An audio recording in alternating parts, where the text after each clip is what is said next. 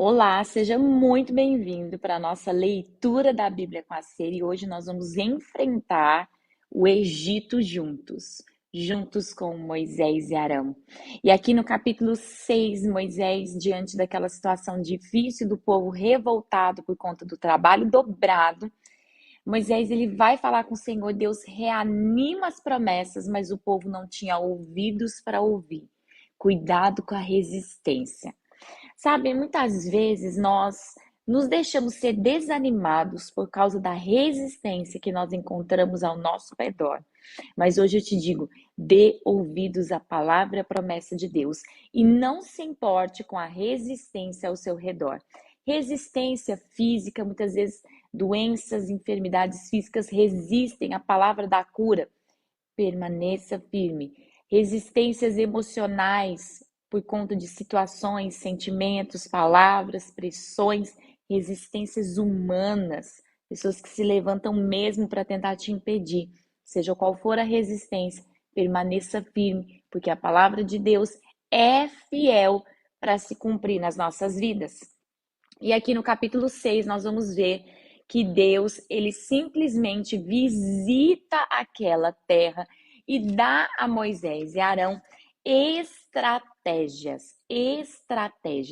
E as estratégias que Deus dá vem aqui no capítulo 7, que são pragas. Pragas, julgamentos de Deus sobre a terra do Egito, porque Deus reafirma dizendo a Moisés e Arão: Faraó só vai deixar vocês saírem pela minha mão forte. E então, Moisés e Arão vão até Faraó e falam mais uma vez: deixa o meu povo ir para me adorar. E claro, Faraó tem o seu coração fechado, e ali acontece a transformação da vara de Moisés em uma serpente. E os magos de Faraó também transformam suas varas em serpentes, só que a cobra de Moisés, a serpente de Moisés, ela come todas as dos servos de Faraó. Bom, Faraó olha e diz: não vão. E aí Deus libera mais uma praga, que é quando Moisés se encontra com Faraó às margens do rio Nilo e transforma aquela água em sangue. Mas seus magos também transformam água em sangue. E Faraó, então, endurece o seu coração e diz: não, o povo não vai sair. E então vem a terceira praga, que é a praga das rãs. E esse aqui agora, ao invés de passar alguns dias, já é um dia após o outro. Deus intensifica o tempo sobre o Egito e sobre Faraó. E agora não há mais sobre o povo de Deus as pragas. O povo de Deus agora não experimenta mais essas pragas. É apenas o povo do Egito e Faraó. E aqui vem a praga das rãs. O que acontece é que Faraó fica desnorteado e diz: o povo vai poder ir sim, só que logo seu coração endurece mais uma vez. E vem a praga dos piolhos. O que acontece? A mesma coisa. O povo, fica desnorteado, Faraó, mas mesmo assim o coração dele se endurece, até porque os seus magos, eles consigam mais reproduzir os atos de Deus. E aí vem a praga das moscas. E nessa praga, meu Deus do céu, Faraó diz: pode ir, está no versículo 28 do capítulo 8, podem ir, deixarei que viajem ao deserto para oferecer sacrifícios, mas não se afastem demais. E aí, aqueles homens, eles vão dizer: não, nossos sacrifícios não são aceitos pelos egípcios, nós temos que andar por 3 dias. E Faraó vai dizer o seguinte: não. Então, não. Então, eu não vou permitir que vocês vão. Veja que parece que Faraó vai cedendo aos poucos. E quando ele vai cedendo, ele vai abrindo concessões. Só que nós não podemos abrir concessões. O povo aqui poderia ter dito: tá bom, então, do jeito que o Senhor deixou, tá bom. Não se abra para as concessões que o inferno está abrindo, porque o inferno está abrindo concessões, está tentando negociar com você, porque ele está vendo que ele está perdendo. Então, permaneça firme com Deus. Permaneça firme na presença de Deus e vai até o fim. No capítulo 9 vem a praga dos animais, que Deus mata mesmo os animais, mas o povo de Deus não. O povo de Deus fica intacto os animais, e isso vem para provar que Deus faz separação entre o povo dele e quem não é povo dele. Mas mesmo assim, Faraó fica com seu coração fechado e vem a praga das feridas purulentas, algo assim terrível. Mas mesmo assim, meus queridos, Faraó, ele insiste em não ouvir as palavras de Moisés. Então Deus visita Moisés e diz: amanhã haverá praga de granizo. E é exatamente o que aconteceu, você sabe. Faraó, ele entra mesmo em desespero, e o único lugar que não cai o granizo é em Gósen, mas Moisés já entra agora numa fase de maturidade. Moisés sabe que Deus ainda vai ter que fazer algumas coisas. Moisés, ele está vendo, ele começa a perceber que o coração de Faraó ainda não entendeu o mover de Deus, e ele começa a entender que haverão ainda mais pragas. Por quê? Por que a gente fala isso? Porque aqui no capítulo 9, no versículo 29 e 30, diz assim: Moisés respondeu: assim que eu sair da cidade, estenderei as mãos ao Senhor, os trovões e o granizo cessarão, e Faraó saberá que a terra pertence ao Senhor. Mas sei que o Faraó e seus oficiais ainda não temem ao Senhor. Moisés agora, ele não está naquela esperança: não, dessa vez a gente vai sair, dessa vez a gente vai sair.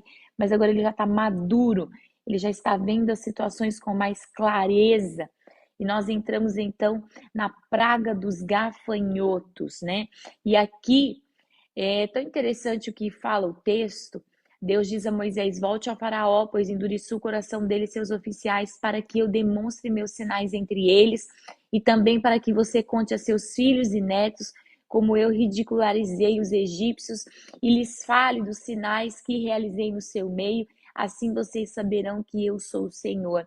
Quando Moisés adquire uma certa maturidade, Deus começa a falar com ele de uma maneira diferente. Quando nós adquirimos uma maturidade espiritual, Deus começa a falar conosco de maneiras diferentes. Deus começa a falar coisas além, coisas que antes Deus não poderia falar. Por quê? Porque nós não teríamos maturação para entender. E aqui, Faraó, ele fala: pode ir, mas vai só os homens. Olha as concessões. E o Moisés fala: não, vai todo mundo. Vai todo mundo. E Faraó fala: você não acha que eu sou bobo? Que você já tem um plano maligno por trás disso? E Deus, mais uma vez, fecha o coração de Faraó e entra a praga da escuridão. E eu não sei se você sabe, mas os egípcios não poderiam andar no escuro, porque sua deusa os protegia apenas debaixo da luz. E agora eles ficam por 3 dias mantidos em cárcere por conta da escuridão. E essa escuridão aconteceu apenas para os egípcios. O povo de Deus tinha luz, tinha tudo normalmente. E então, mesmo com aquele caos, Faraó ainda tem o seu coração fechado até a última praga. E essa última praga, o Senhor vai e diz para Moisés: agora eles vão praticamente expulsar vocês do Egito. Por quê?